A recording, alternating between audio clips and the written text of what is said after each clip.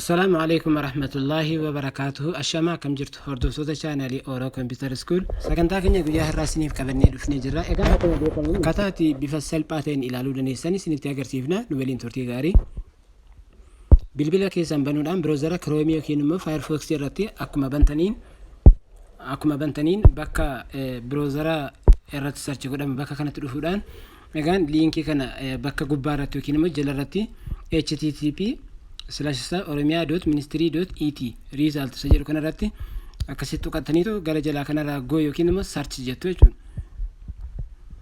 Egaan akkasitti search godhee isinii fida. Check your result jedhee amma fidee jira jechuudha. Asirratti waa lama kan guutamu jechuudha.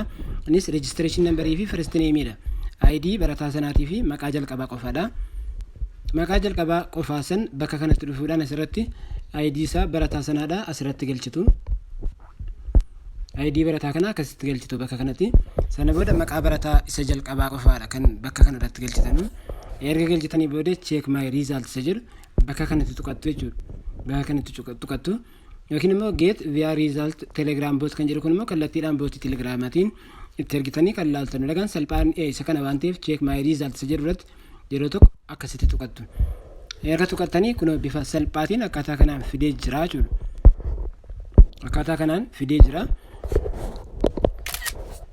Egaa asirraa akkuma argaa jirtan kun barataan kun amma maqaa isaa ID isaa umrii isaa mana barumsaa isaa fidee jira. Asitti immoo result summary waliigala qabxii isaadha total score jedhee fidee jira. Average as keessa barataan kun amma darbee jira. Average 73.1 fidee darbee jira jechuudha.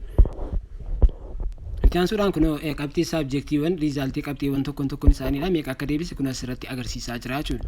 Akkaataa kanaan ministeerii bifa salphaatiin akkasitti ilaaluu dandeessu. Kanaaf hordoftoota keenya YouTube keenya subscribe utuu hin godhin bireen dabarfatanii isin jenna. Kanaaf waan hordoftaniif galatoomaa isin jenna. Assalaamu alaykum warahmatullahi wabarakatuh. Baga gammaddan magaarii isin jenna.